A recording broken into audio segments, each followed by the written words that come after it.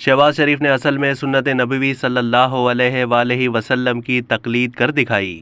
وزیر اعظم شہباز شریف کے اپریل 2022 کے دورہ سعودی عرب کے دوران مسجد نبوی صلی اللہ علیہ وآلہ وسلم میں ان کے اور ان کے وفد کے خلاف چور چور کے نعرے لگائے گئے تھے۔ وزیر اعظم شہباز شریف کے وفد میں وزیر اطلاعات و نشریات مریم اورنگزیب، وفاقی وزیر انسداد منشیات شاہزین بگٹی اور دیگر رہنما شامل تھے۔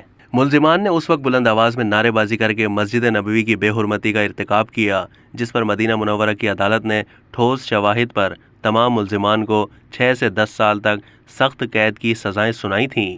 وزیر اعظم شہباز شریف نے 24 اور 25 اکتوبر 2022 کے دوران سعودی عرب کا دورہ کیا، جہاں انہوں نے سعودی فرما رواں سے مذکورہ کیس میں سزا پانے والے تمام پاکستانیوں کو معاف کرنے کی خصوصی استدعا کی، جس پر فرما رواں نے ان تمام پاکستانیوں کو رہا کرنے کا حکم دیا اور پھر انہیں جیل سے رہا کر دیا گیا۔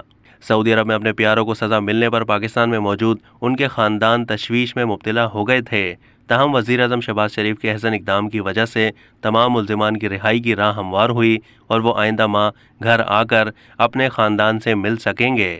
اب تک کے لیے اتنا ہی۔ مزید معلومات کے لیے ڈیلی جنگ کے یوٹیوب چینل کو سبسکرائب کیجیے۔